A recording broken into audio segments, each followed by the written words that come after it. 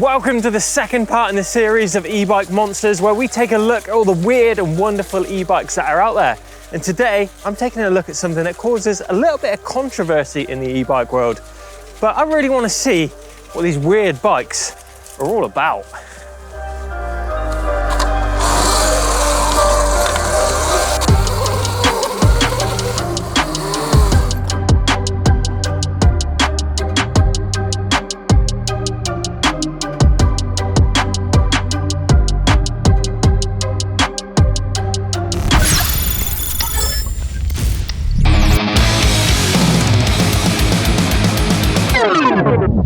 This is the Sauron electric bike. It's powered by a huge 7,000 watt motor that pumps out 200 Newton meters of torque.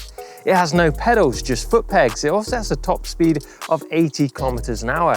It weighs 47 kilos. It's more related to a motorcycle over an e-mountain bike. But does that mean it's better or more fun than our e-bikes? Right, let's kick things off with these bikes have no place on the same trails that we ride our e-mountain bikes on. In fact, they're illegal to ride anywhere aside from private land that the public have no access to. They do, however, offer a road legal version of the Sauron bike, meaning it gives you the same rights as an off-road road legal motorcycle will have, meaning you can ride your local byways, go green laning, and of course use it on the road.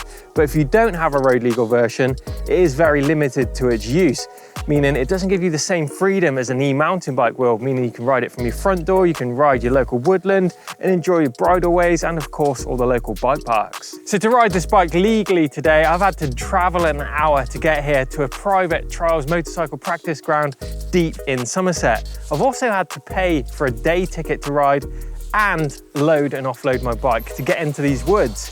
But that's not the only downside to riding one of these bikes. Let's take a look at some of the other things that are kind of putting me off this bike already. First thing is going to be trail damage. Just look at the size and the width of these tires that are on this bike. Combined with that big powerful motor, it's going to make an absolute mess of the woods or the places that you ride this bike in. And then there's the weight of this bike. Yeah, it's 47 kilos when it's nice and clean, but add a few kilos of mud to it and it becomes pretty heavy. I definitely wouldn't want to be lifting this thing over some gates or stiles on my ride. Expense is another factor. Now these bikes start at around £5,000, meaning that's the same price as a decent e-bike. And also depreciation. Over a few years, that Sauron is definitely going to lose its value way more than it would do if you were to put that into an e-mountain bike. And lastly, the battery. Now the great thing about an e-mountain bike battery is that when you go on a long adventure ride, you can stick a spare in your backpack and plug it in when it goes flat. Now the Sauron battery on this bike weighs over 9 kilos, meaning you're definitely not going to want to stick one of them in your rucksacks for those bigger rides.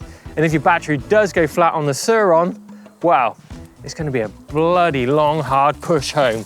Not a ride like you could do on your mountain bike. Oh my God.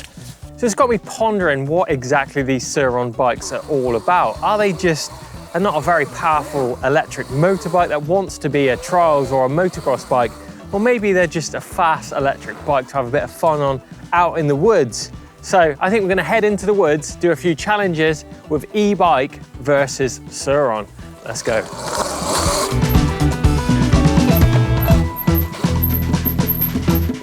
Right, first challenge of the day, e-mountain bike versus Sauron, is going to be a technical single track challenge. Now I found a really nice trail that winds its way along. It's quite technical in places. It's very, very slippy. There's some deep ruts. So it's going to be interesting to see if e-mountain bike will win over the e-motorbike. Let's go give it a go. Right, here we are at the start line of the single track challenge. Now I'm kind of thinking the e-bike might have the advantage over the Sauron here. Quite tech, it's not high pace, and I think we're going to be below that 60 mile/hour speed limiter. So the lightweightness and the nimbleness of this e-bike, I think, is definitely going to be a winner. Right, let's put the time to the test. Let's go.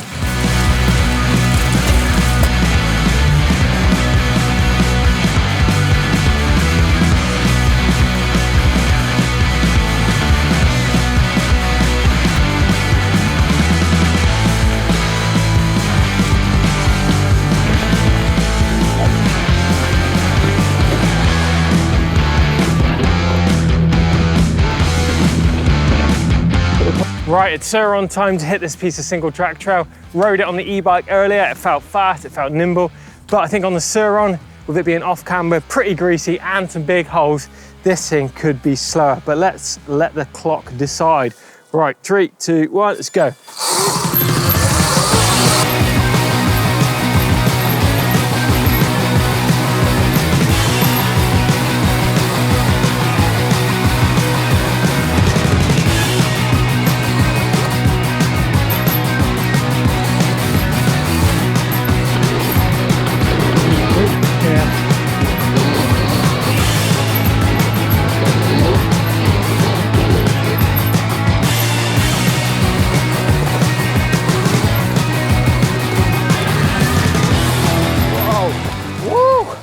Right, stop the clock. Wow, 38 seconds on the Sauron, so that was 2 seconds slower than the mountain bike, as I thought.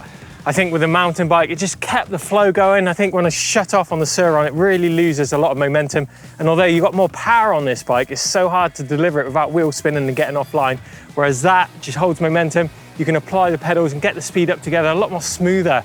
I think in conditions like that, being smooth is definitely key. So that mountain bike takes the win, 2 seconds. Now we've all come across a log that's blocking our trail, but what happens when you try and clear it on that Sauron electric bike compared to the e-bike? I'm gonna give both a go over this log, see how they get on and see which one struggles. And I wanna know what happens if that log gets even bigger. Right, so that's 24 kilos of e-bike over there, pretty easy. I wanna see what a bike double the weight of that feels. Might have more power, but I think this could be pretty interesting.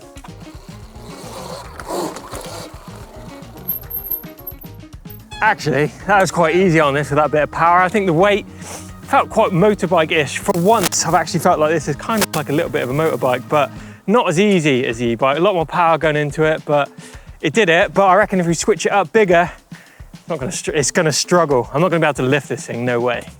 Right, so here's something a little bit more substantial. And of course, if I was to find this on a ride, I'm not quite Danny Mac, so I wouldn't be jumping over it, but it's not a problem to actually lift your e-bike over something like this. Just go steady with it, drop it over the other side. Easy as that, and I can carry on my way. But let's give it a go on that Sauron and see if we can get over something like this. Right, same tree on the Sauron. Now this is 47 kilos dry. It's probably got about 10 kilos of mud on this thing, so let's try. Oh my God, yeah. Oh, I probably could, but it's pretty much gonna pop my back out for lifting that over. And imagine if that was on the trail, this would see you have to turn around, possibly head home rather than just drop your bike over it and carry on.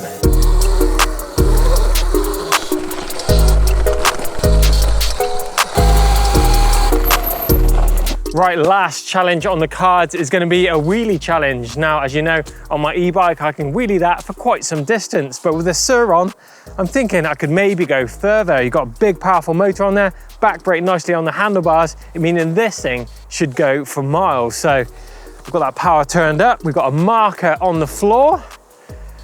Let's see how far she goes, shall we? Let's get it. Whoa.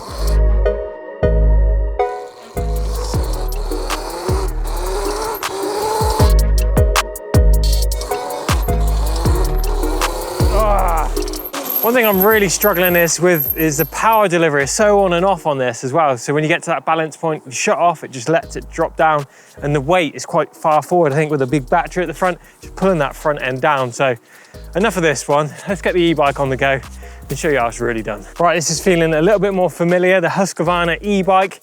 Let's see if I can get the distance done on this. Right. Oh yes, this is definitely it. You let it Sauron.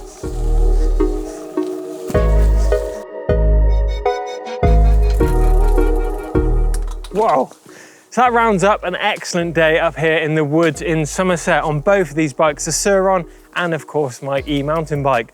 But one question it really has got me pondering is, who actually are these Sauron bikes for? Yeah, they're a load of fun in the right places. If you've got some private land, obviously no noise, they are pretty challenging, and they do offer a good lot of power and of course battery life, and definitely brought a smile to my face. But It will never replace an e-mountain bike in my eyes. If you've got 5 grand burning a pocket in, you know, 5 grand burning in your pocket, you're gonna be way better off spending it on an e-mountain bike that you can ride from your door, ride it in loads of different places and learn a load of skills. And at the end of the day, the e-mountain bike on that trail situation on the single track was actually faster, and it's proved just as capable in many situations. But get involved in the comments box down below about who you think the Saurons are actually for, or let us know if you've got one. Love to hear if you've got a road legal one. One of those actually sounds amazing. Give us a thumbs up if you enjoyed it. And get involved in the comments also if you've got any crazy e-mountain bikes. We'd love to come and visit those guys and maybe feature you in the next Monster series.